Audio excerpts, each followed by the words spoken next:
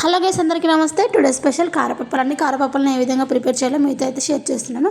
నేనైతే 2 చీరల బియ్యం, అర్ధపావు శనగపప్పు, పావు కిలో మినపప్పు వేసి ఈ పిండిని అయితే పట్టించుకుంటున్నాను.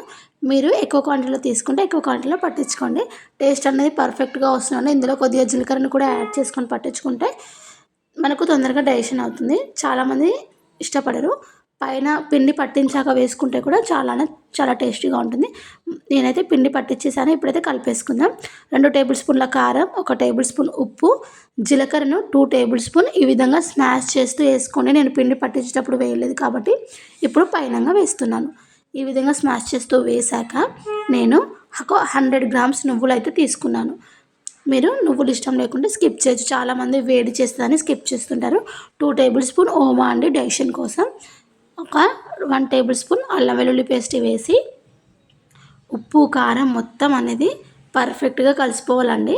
అంతవరకు కలిపేసుకోండి. ఈ విధంగా కలిపేసి కొద్దిగా వేడి వాటర్ వేస్తూ పిండిని మొత్తాన్ని కలిపేసుకోవాలి. పిండి మొత్తం కలిపేశాక అప్పలు చేసుకున్నాక నెక్స్ట్ డే చాయ్ పెట్టేసుకొని అందులో వేసుకొని తింటే ఉంటుంది. ఆ ఫీలింగే వేరబ్బా. నాకైతే చాలా ఇష్టం ఆ విధంగా. ఈ విధంగా మీరు ఎంతమంది వేసుకుంటారో కామెంట్ బాక్స్లో కామెంట్ చేయండి.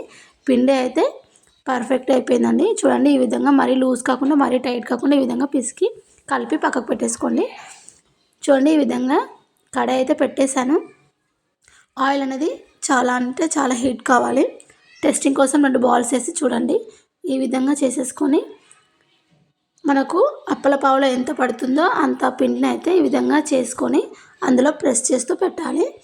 ఈ విధంగా పెట్టేసుకొని నేనైతే డైరెక్ట్గా వేసుకుంటున్నాను. చాలామంది మూతల్లో పెట్టి వేస్తారు.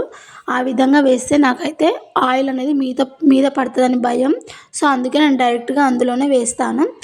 ఈ విధంగా చేస్తే ఈజీగా కూడా అవుతుంది. డబల్ పని అనేది ఉండదు. చూడండి, ఈ విధంగా మొత్తం అయితే పిండి మొత్తాన్ని వేసేసుకున్నాను. చాలా ఈజీగా ఉంది కదా.